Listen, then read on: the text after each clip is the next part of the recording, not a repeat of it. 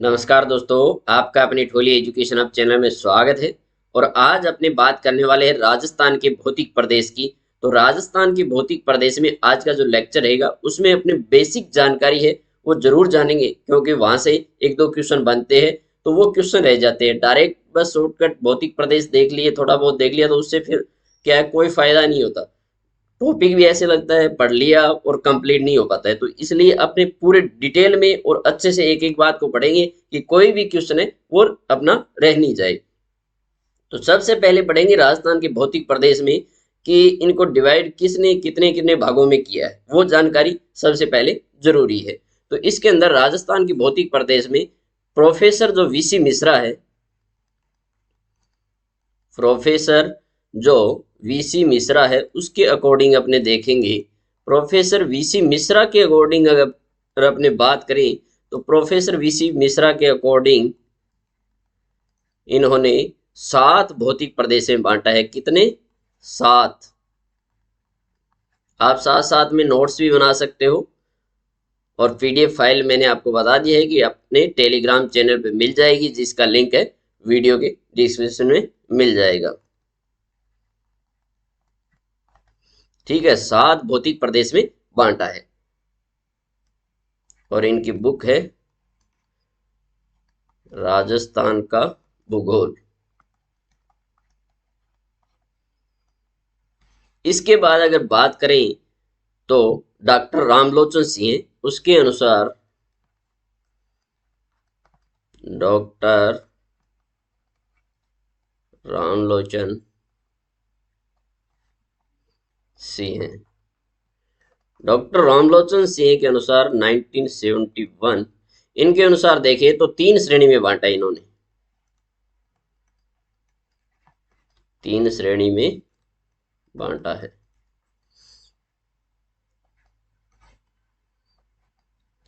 वृहत श्रेणी, एक एक चीज को आसानी से लिख सकते हो आप। कुछ समझ में नहीं आ रहा है तो वो भी आप कमेंट करके बता दीजिए, उसमें और सुधार किया जाएगा, आपको और अच्छे से समझा दिया जाएगा। बाकी आगे की चीजें अपने मैप से भी पढ़ेंगे। लघु श्रेणी, अब इसमें इन्होंने जैसे वृहत श्रेणी के अंदर कितने जिले रखे हैं, उप श्रेणी में कितने हैं, लघु श्रेणी में कितने हैं, तो वो भी इन्होंने अलग अलग बता रखा है।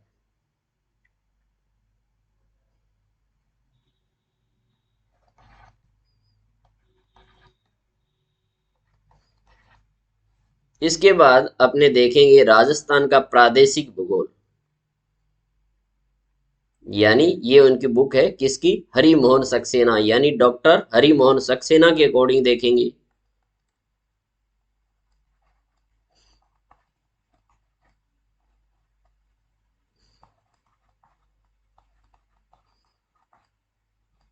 अगर डॉक्टर हरि मोहन सक्सेना के अकॉर्डिंग अपने देखने जाए तो इन्होंने डॉक्टर हरि मोहन सक्सेना के अनुसार इन्होंने 4 भागों में बांटा है।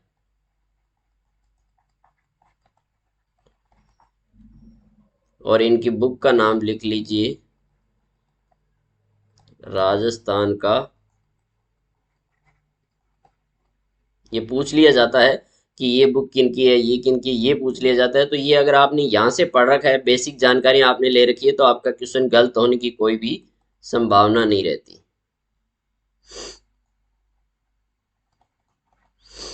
इसके बाद आपने जो पढ़ा था प्रोफेसर वीसी मिश्रा, इनके अकॉर्डिंग जो इन्होंने 7 भागों में बांटा है, उनके नाम देख लेते हैं।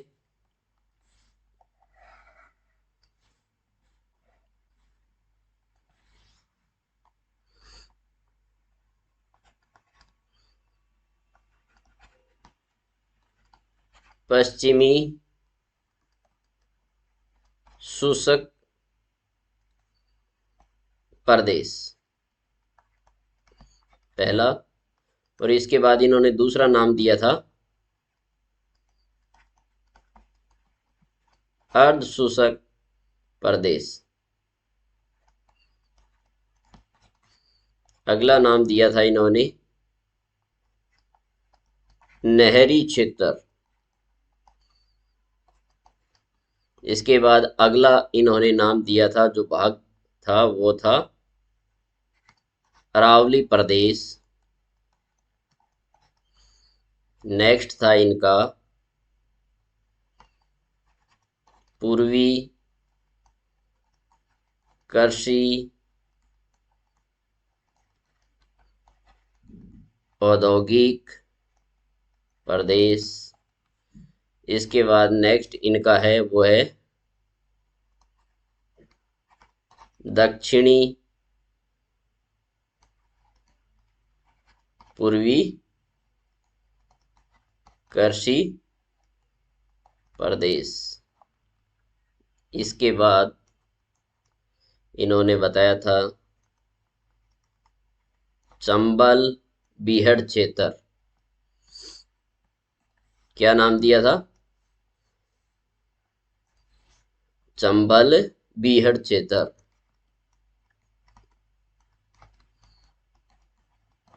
ये चीजें आपको क्लियर होगी। इन्होंने भौतिक प्रदेश को 7 भागों में बांटा। इसके बाद जो अपने डॉक्टर रामलोचन सिंह थे, इन्होंने 3 श्रेणी में बांटा, वृहत, उप श्रेणी और लघु श्रेणी। इसके बाद डॉक्टर हरिमोहन सक्सेना की अगर बात करें तो डॉक्टर हरिमोहन सक्सेना ने 4 भागों में बांटा। राजस्थान का प्रादेशिक भूगोल इनकी बुक थी। अब इनके 4 कौन कौन से हैं जिनके बारे में अपनी डिटेल में पढ़ेंगे, बहुत इंपॉर्टेंट है।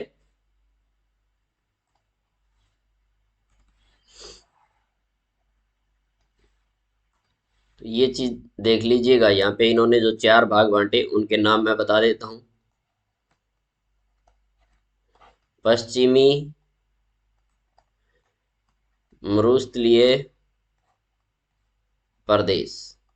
क्या है? पश्चिमी मरुस्थलीय प्रदेश। सेकंड था इनका पूर्वी मैदानी प्रदेश। थर्ड जो इन्होंने नाम दिया था वो था अरावली पर्वतीय प्रदेश। फोर्थ जो इन्होंने नाम दिया था वो था अपना दक्षिणी पूर्वी पठारी प्रदेश। दक्षिणी पूर्वी पठारी प्रदेश। तो इन्होंने ये 4 नाम दिए थे।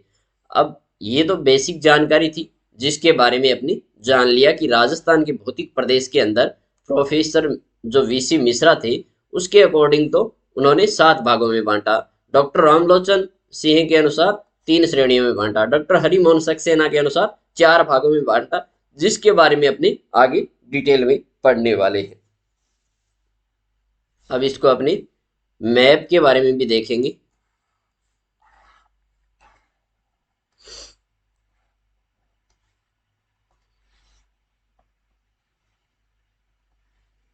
तो मैप से इसको कैसे क्लियर करेंगे?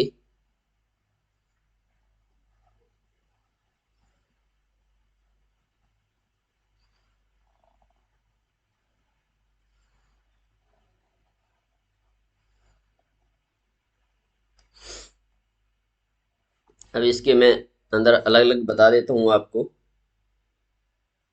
कि कितने जिले कौन से भाग में इन्होंने बनाए हैं। वो भी चीज आप देख लीजिए। और मैप आप अपने जो नोटबुक है उसमें मैप जरूर बना लीजिएगा, क्योंकि जो आपका हैंड रिटन नोट्स होंगे, मैप आपने अपने हैंड से बनाया वो इतने अच्छे से याद रहेगा कि आप उससे क्वेश्चन जैसा भी बनेगा आप भूल नहीं पाओगे।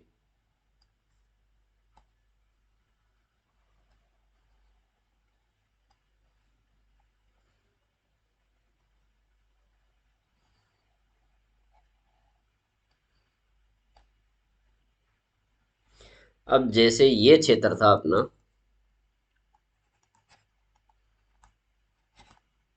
पश्चिमी मरुस्थलीय प्रदेश।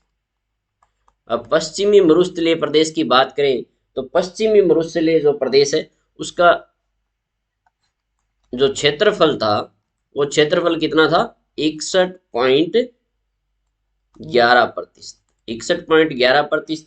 और अगर जनसंख्या की बात करें तो जनसंख्या कितनी है? 40%। आगे इस इनमें जो भी डिटेल है उसको अपने एक इंडेक्स के माध्यम से अलग अलग पढ़ लेंगे, क्षेत्रफल जनसंख्या सबको एक साथ करके। लेकिन मैप के माध्यम से जो चीजें आपने पढ़ी होगी तो वो आपकी अच्छे से क्लियर हो जाएगी। इसमें इन्होंने 12 जिले रखे थे। कितने जिले रखे थे? 12 जिले। अब ये जो क्षेत्र है इसका इन्होंने क्या नाम दिया वो भी देख लीजिएगा।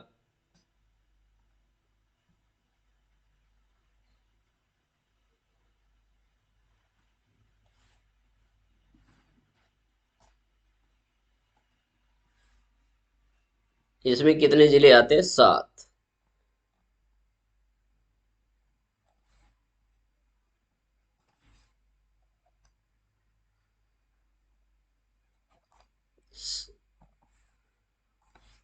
इसके अंदर इन्होंने 7 डिस्ट्रिक्ट दिए थे और जिसका इन्होंने अरावली पर्वतीय प्रदेश,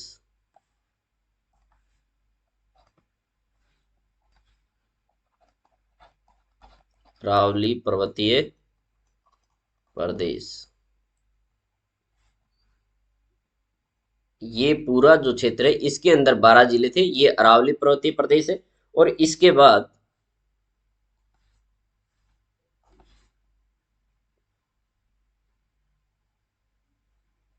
यहाँ पे जो ये छोटा है मैप में थोड़ा सा देख लीजिएगा इस प्रकार से।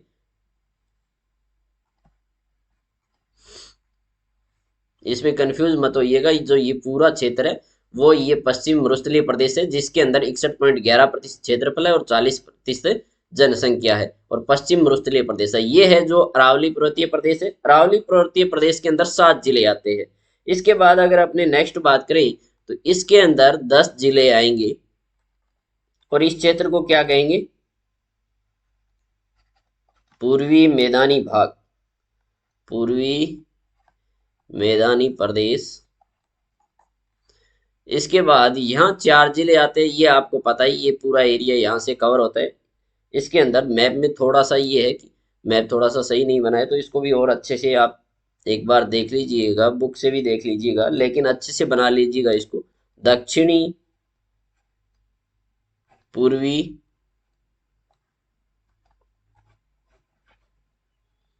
इसके अंदर है दक्षिणी पूर्वी पठारी प्रदेश, दक्षिणी पूर्वी पठारी प्रदेश। इसके अंदर 4 डिस्ट्रिक्ट आते हैं। अब इनके जैसे अरावली पर्वतीय प्रदेश है तो अरावली पर्वतीय प्रदेश के अंदर जो क्षेत्रफल है वो कितना है? 9.3% है। और जनसंख्या की बात करें, क्योंकि ये बेसिक चीजें हैं, ये तो आपको इसके साथ साथ ही याद कर लेनी है। तो इसके अंदर अगर अपने बात करेंगे तो इसके अंदर जो जनसंख्या है वो 10% है। कितनी है? 10%। इसके बाद पूर्वी मैदानी प्रदेश की बात करें तो पूर्व मैदानी प्रदेश में जो क्षेत्रफल रहने वाला है पूर्वी मैदानी प्रदेश का वो 43.66% है। और जनसंख्या की बात करें तो जनसंख्या कितनी है यहाँ की? 39%। दक्षिणी पूर्वी पठारी प्रदेश है, इसके अंदर इसका जो क्षेत्रफल है वो कितना है? 6.89% है। कितना है क्षेत्रफल? 6.89%। और यहाँ की जो जनसंख्या है वो कितनी है? 11%। कितनी है? 11% जनसंख्या निवास करती है। तो ये चीजें चारों आपकी मैप के माध्यम से अच्छे से क्लियर हो जानी चाहिए। इसमें कोई आपको कंफ्यूज नहीं रहना चाहिए। अब अपनी इन चीजों को एक एक क्या क्वेश्चन बनते हैं, कौन सा किस काल में हुआ, तो वो अपने एक इंडेक्स के माध्यम से भी पढ़ लेंगे।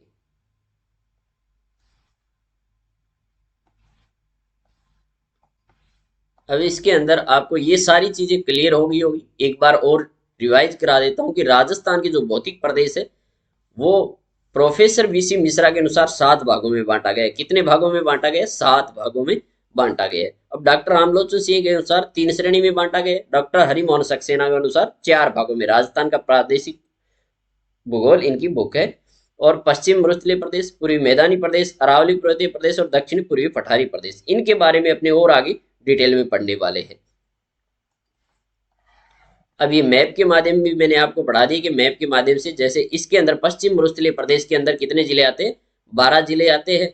और बात करें अरावली पर्वतीय प्रदेश में तो 7 जिले आते हैं। और पूर्वी मैदानी प्रदेश में 10 जिले आते हैं और दक्षिणी पूर्वी पठारी प्रदेश में 4 जिले आते हैं। अब इसकी बात करें तो आपके जो क्षेत्रफल है वो 61.11%, तो किसके अकॉर्डिंग है? 61.11% है, वो तो है पश्चिमी मरुस्थलीय प्रदेश में क्षेत्रफल सबसे ज्यादा है और जनसंख्या 40% है। अरावली पर्वतीय प्रदेश के अंदर 9.3% है और जनसंख्या 10% है। पूर्वी मैदानी प्रदेश में क्षेत्रफल तो अपना 23.46%, जनसंख्या 39% है। दक्षिणी पूर्वी पठारी प्रदेश के अंदर क्षेत्रफल 6.89% है, जनसंख्या है वो अपनी 11% है।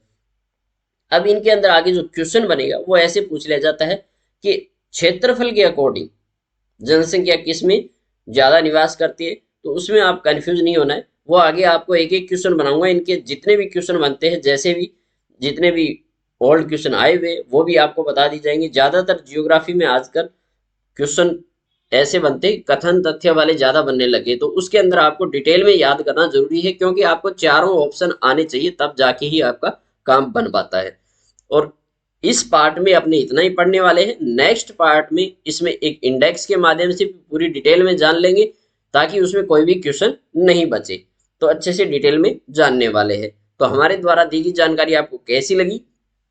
वीडियो को लाइक शेयर कमेंट करके जरूर बताइएगा, और नए हो पहली बार विजिट कर रहे हो चैनल पे, तो चैनल को सब्सक्राइब करके बेल आइकन को प्रेस जरूर कर लीजिएगा। नेक्स्ट अपडेट आए तब तक के लिए जय हिंद, जय भारत, वंदे मातरम।